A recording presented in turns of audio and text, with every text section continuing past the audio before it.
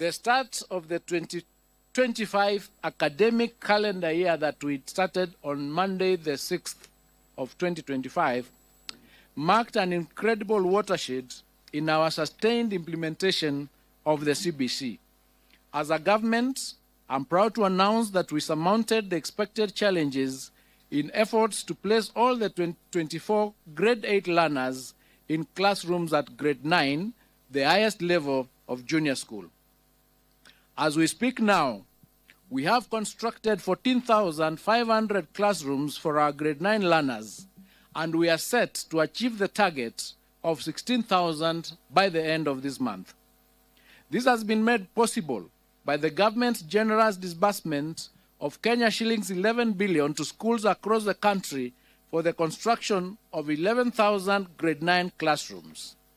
A further 6.8 billion was allocated to the National Government Constituency Development Bank Fund, being 3.4 billion from the Ministry of Education and 3.4 billion in matching funds from CDF for 6,800 classrooms.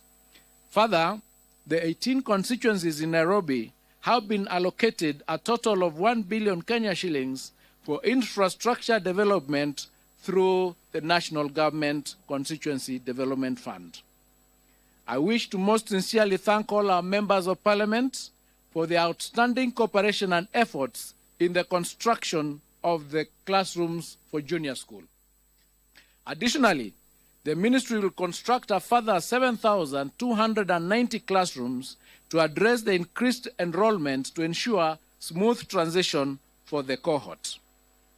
The Ministry has also procured 9,926,618 textbooks for grade 9, which have been distributed to schools, with the exercise expected to be completed by the end of this month.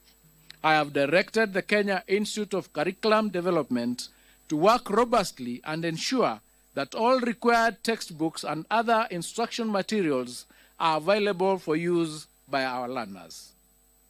Having successfully transitioned to the highest level in junior school, our focus will now shift to starting off senior school in January 2026.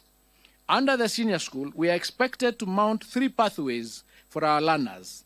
These are the STEM pathway, the social sciences pathway, and the arts and sports pathway. As part of our preparations, we have already worked on guidelines for the transition and placement of learners to grade 10. To ensure that all key players have taken part in the formulation of the guidelines, as the ministry was able to go and deliver upon a number of targets that we set out for ourselves. Notwithstanding that, yes, there were some challenges that we also had to surmount.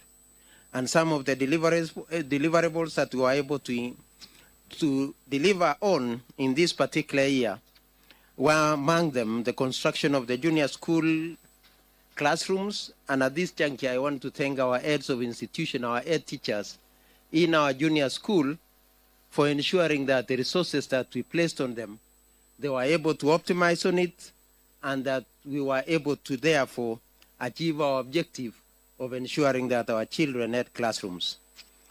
Again, we would want to also mention that we were able to distribute the necessary books, revamping our ICT infrastructure, engaging with our teachers' colleges to ensure that they also have the necessary facilities as they train our future teachers, among a few others. And with regard to the examination and assessment, I would want to mention, as we mentioned last year, that we were able to successfully phase out the Kcse that we did as the last one last year, as we embark ourselves in preparing for the next stage of assessment, which will be Kenya Junior School Assessment. I would also want to affirm that the State Department for Basic Education is committed to delivering in line with global and national goals, that which we have been set out to do. To this end, I will affirm that we have developed the necessary policies, regulations that will guide us into the future as we implement the competence-based education, looking forward to our first cohort joining senior school next year.